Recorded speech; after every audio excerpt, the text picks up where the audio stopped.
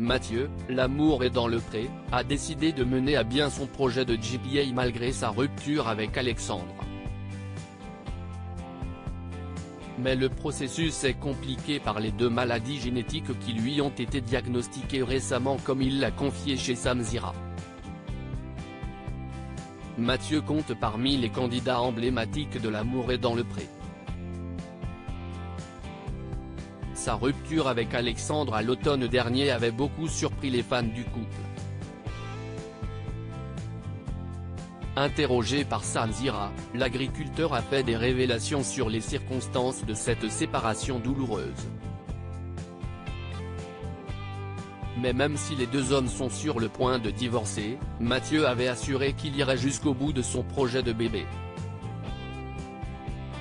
J'organise ma vie professionnelle pour travailler à la maison. La décision si est que je vais faire le bébé tout seul, avait-il révélé. Il a donc pris la direction de la Colombie pour mener à bien sa GPA.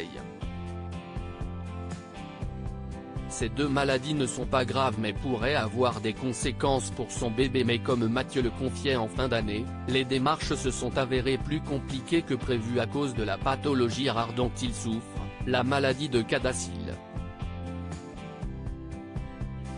La GPA, ascenseur émotionnel. Tous les jours ne sont pas de bons jours, annonçait-il à l'époque. À la faveur de tests, il a d'ailleurs découvert qu'il était porteur de 2 autres maladies génétiques. Il a précisé lors de son entretien avec Samzira, qu'elle n'était pas grave, mais qu'elle rallongeait encore le processus de sa GPA.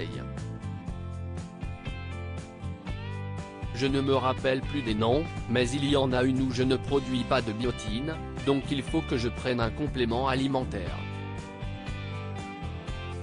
Donc c'est pour ça que je fais de l'eczéma et que j'ai des sautes d'humeur. Et une autre, où je risque, si un gène récessif, si j'ai une donneuse d'ovocytes qui a le même gène récessif, de faire une fille avec une hypervirilisation plus tard, a-t-il détaillé. Avant de préciser, je risque de faire des filles avec de l'hirsutisme, des poussées de poils un peu partout.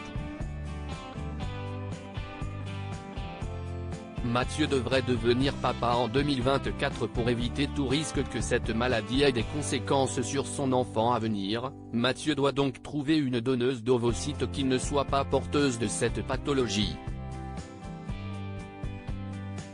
L'animateur a demandé à son invité s'il n'avait pas peur de transmettre sa maladie à son bébé.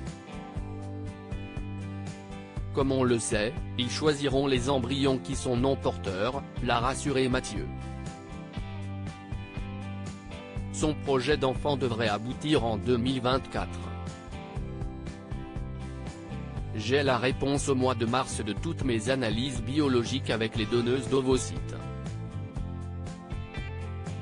Et après si partie, il y a la fabrication de l'embryon, la rencontre avec la mère porteuse. A-t-il indiqué. L'agriculteur a même déjà des prénoms en tête pour le bébé à venir. À lire aussi j'aurai les résultats d'ici un mois. Mathieu, l'amour est dans le pré, fait le point sur son projet de GPA mis en difficulté par ses maladies génétiques.